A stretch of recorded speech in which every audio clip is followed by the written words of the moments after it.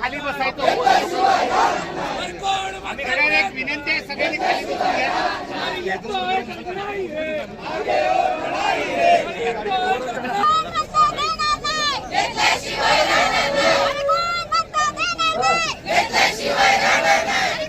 थोडं पाठीमागे.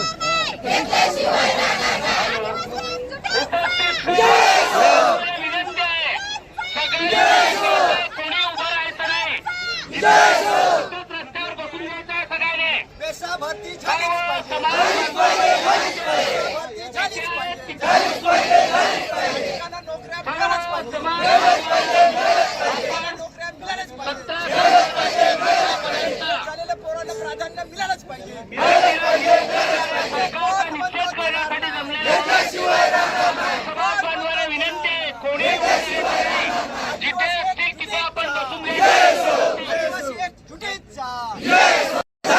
देशाभरती झालीच पाहिजे.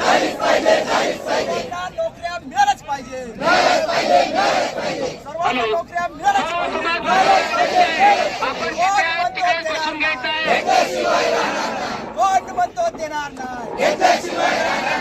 आदिवासी झुटीचा. या खोके सरकारचं करायचं काय. या खोके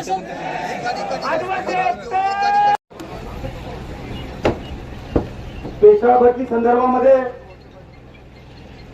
चारोटी इथे जमलेले सर्व माझे तमाम आदिवासी बांधवांना जय जोहार, जय आदिवासी.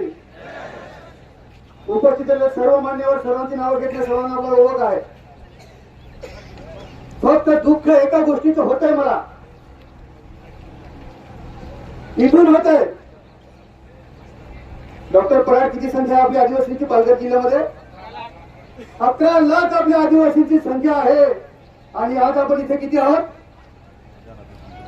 हजाराच्या संख्येने आहोत. ही खंत आहे.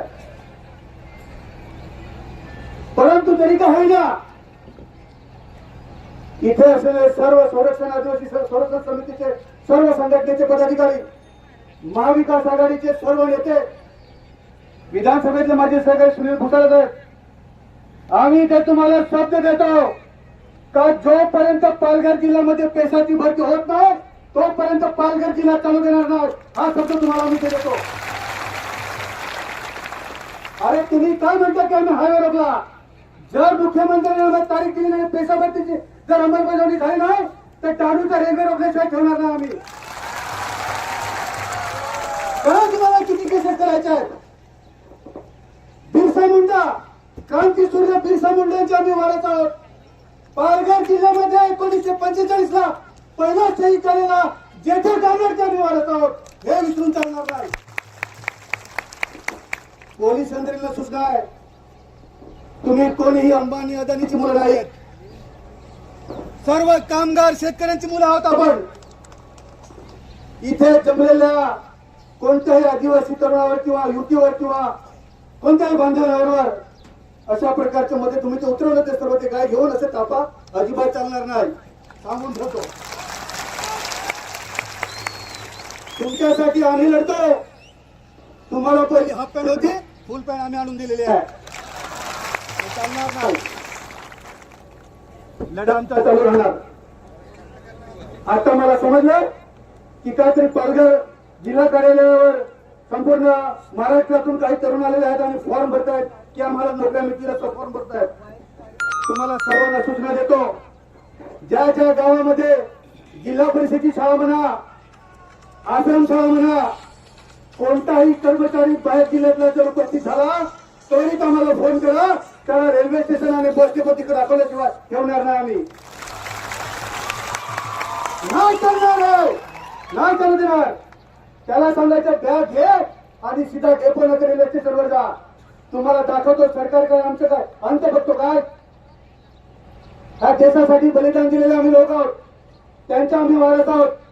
संबंध आदिवासी तरुणांना माझं म्हणणं आहे, आपण सांगतो ना देखो देखो कोण आदिवासी शेरा, हे फक्त सांगून चालणार नाही. अरे उठ माझ्या वागा, उठ आणि लढ. ते रक्त आहे आमच्यामध्ये, गोळी घ्यायला आम्ही तयार आहोत. फक्त भाषण करणारे निर्णय आम्ही.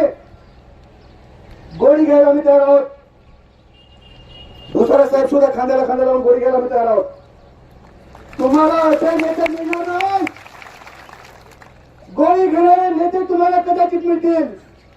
त्याच्यामुळे गोळी घेणाऱ्या नेत्यांना साथ देणार की नाही देणार आपण दिली पाहिजे.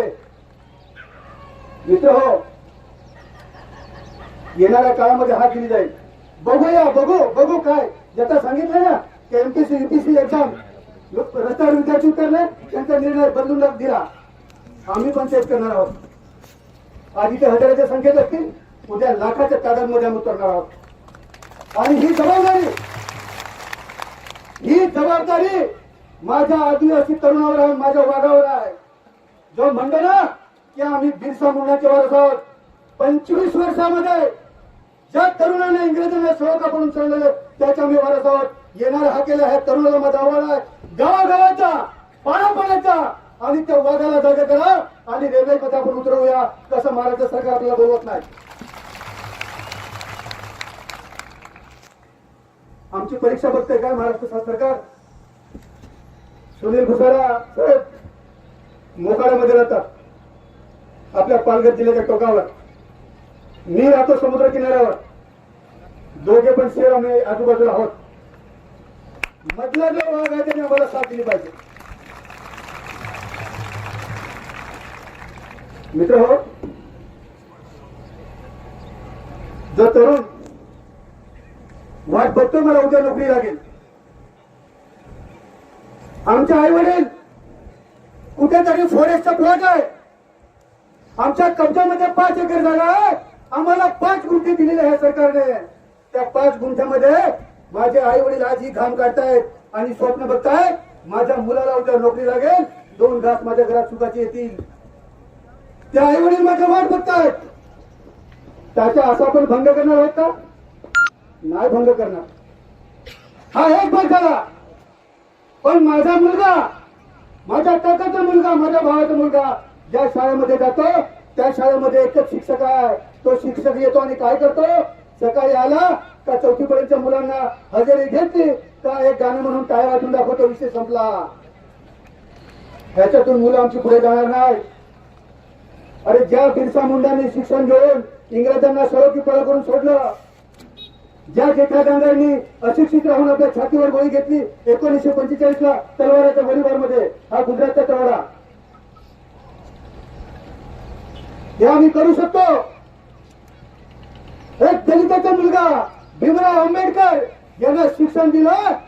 संपूर्ण देशाला एका पुस्तकामध्ये सर्व देशाला एकत्र आणलं. त्याचं नाव आहे संविधान. तसं आम्हाला सुद्धा शिकण्याची संधी द्या आमच्या मुलांना. आमची मुलं पण आज खूप मोठमोठ्या हुद्द्यावर आहेत. आणि म्हणून जास्त वेळ घेणार नाही मित्र हो.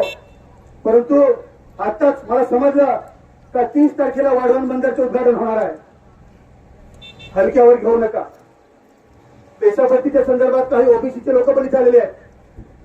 आपलं म्हणणं आहे की फक्त पेशा आमचं आरक्षण आहे ते मला द्या, पण जे ओबीसीचं आरक्षण आहे ते त्यांना द्या. त्यांच्या बरोबर पण आम्ही आहोत. पालघर जिल्ह्याच्या बाहेरचा घेणार नाही. ओबीसी आणि आदिवासी मध्ये तुम्ही भांडे लावून देता. काय काय हे ब्रिटिशांची नीती झाली. थोडा झोडा आणि राज्य करा. सर्व ओबीसी किंवा बिगर आदिवासी बांधवांना पण मला विनंती आहे की पालघर जिल्ह्यातला जो आहे तो भूमिपुत्र आहे. जेव्हा तुमच्यावर अन्याय होईल तर संपूर्ण ग्रामीण मागेल आणि ग्रामीण भागावर अन्याय होईल तर संपूर्ण किनारपट्टी आली पाहिजे. आपण एकत्र झालो पाहिजे, आपण लढलो पाहिजे प्रत्येकाच्या हक्कासाठी. वाढवण बंदराला आज आता हेलिपॅड बनवायला लागलाय. 20 कोटी रुपये विमान उतरवणार आहे मोदी साहेबांचं. ज्याला मी मागच्या सभेमध्ये सांगितलं की उसाट पंतप्रधान, ज्याला काय पडले ना उठला सुटला या देशात त्या देशात. त्या घरचा एखादा कुटुंब प्रमुख असतो ना दारोड्या, त्याला काय नाही सगळं उठला का दारू प्यायला, कुटुंबाची हालत काय असते तसा आहे. सांगत होता अबकी बार 400 पार रोखलं त्याला, रोखलं जनतेने. अबकी बार 400 पार काय तुला 240 वर आणून ठेवला, 239 वर आणून ठेवला. परवाच्या दिवशी नाशिकला गेलो होतो राष्ट्रवादी काँग्रेस पक्षाचे खासदार बगरे साहेब आम्ही एकत्र होतो. ते त्यांना विचारलं, साहेब सभागृहामध्ये काय आहे? तर म्हणजे आता गपचूप बसतोय असा. पूर्वी त्याची हुकुमशाही होती, बोलायला उठला की बाहेर, बोलायला उठला की बाहेर. खासदार 140 खासदार तर असे निवडून टाकले, जो सभागृहात उपस्थित होता त्याला पण निलंबित करून टाकलं. एवढी हुकुमशाही होती. रोखला, पण जनतेने रोखलं. म्हणून वाढवण बंदरात 30 तारखेला उद्घाटन होणार आहे. 50 कोटी रुपयाचा मांडव आता मला व्हॉट्सअपला आलाय. ते सर्व 50 कोटी रुपयाचा मांडव. अरे सर्व उद्घाटनासाठी तुम्ही एवढे करता, आणि आमच्या मुलांना जर नोकऱ्या दिल्या असता आणि 2 पैसे घरात गेले असतं तर तुम्हाला त्याची दुवा तर मिळाली असती निदान. पण ते सुद्धा रोखावं लागेल. रोखणार आहोत की नाही आपण? रोखावं लागेल. उरणच्या एका आमच्या कार्यकर्त्यांनी मला सांगितलं, अरे निकोले, तुझ्या घराच्या पाठीमागे डोंगर असतील तर त्याचा फोटो काढून ठेव, नाही तर उद्या तुझी मुलं तुला विचारतील, पप्पा इथे काय होतं, सांगावं लागेल डोंगर होतं.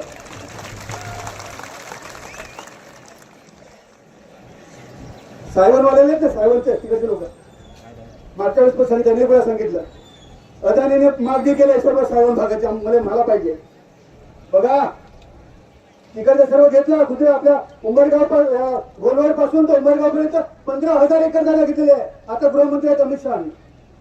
काय होईल? यांना मुंबई आणि गुजरात एक करायचं, पालघर जिल्हा ठेवायचा नाही. आणि म्हणून पालघर जिल्हा हा आमचा आहे, आदिवासींचा आहे.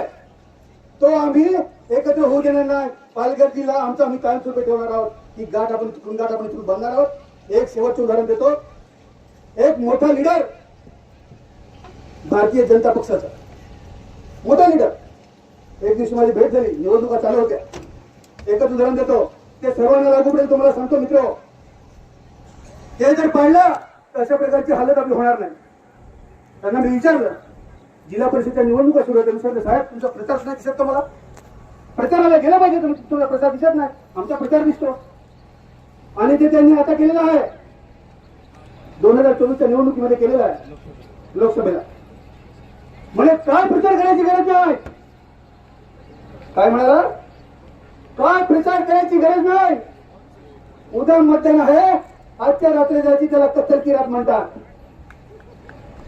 त्या रात्री जायचं आणि 200 रुपये दिले तर उद्या सर्व मतं पडणार. आपले आई वडील फार पगार घेत नाही, 100 रुपये मजुरी कुठे काम करतात. कधीतरी माझ्या घरामध्ये आठवड्यातून एकदा चिकन येतं, नाही तर कधीतरी माझी आई 50 रुपयाची बोबी आणते. आणल्यानंतर ते खाल्लं का खरकट उरतं, आणि ते खरकट आपण बाहेर फेकतो, तेव्हा कोण धावत येतं? अरे कोण धावत येतं? ही लायकी आपल्याला दिलेली आहे, ते जरा मनात घ्या आणि इथून पुढे सुधरा. नक्कीच आपण यश मिळवू. यश मिळवल्याशिवाय राहणार नाही. एवढंच बोलून थांबतो. धन्यवाद. जय आदिवासी, जय बिरसा मुंडा, इन्क्लाब जिंदाबाद.